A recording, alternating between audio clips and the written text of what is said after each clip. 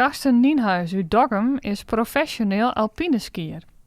Tijdens het skiseizoen is hij in Oostenrijk om te trainen en wedstrijden te skiën. Maar al rond december gaat het mis. Tijdens een slalomtraining is Karsten vallen en squorde zijn kruisbaan en meniscus. Daarmee is hij zijn leven op een kop. Ja, aan het begin ging alles gewoon heel snel. Ik bedoel, je valt en je gaat naar het ziekenhuis, je wordt geopereerd.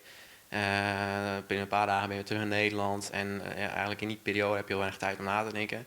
Nou ja, pas als ik dan, toen ik echt thuis was en eigenlijk helemaal niks deed, zeg maar.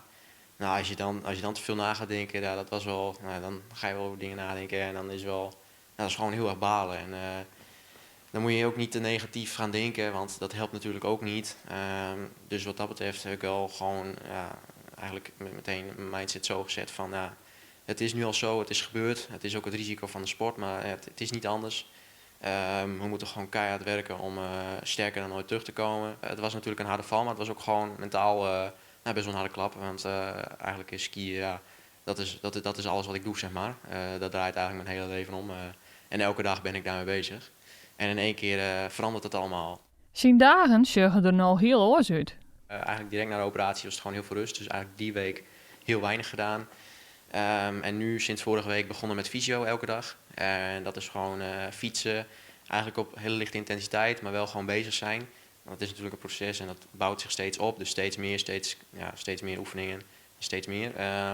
En het is daarnaast een hoofdsponsor van mij, Probo, die had een baantje aangeboden voor een aantal uur in de week. En dat heb ik ook meteen aangenomen. Dat is natuurlijk hartstikke leuk om dat te doen.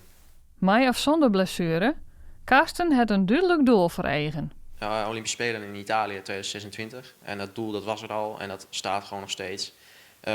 Het is nog steeds haalbaar. Ook als ik kijk naar hoe het begin van dit seizoen ging.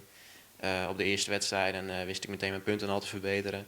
En ook in de training zagen we gewoon echt hele goede vooruitgang. Dus nee, het zit er gewoon echt in. En er waren gewoon hele goede verwachtingen voor dit seizoen. En dan maakt het aan de ene kant gewoon heel zuur dat het gewoon in één keer zomaar voorbij is. Terwijl er echt heel veel mogelijk was geweest dit seizoen.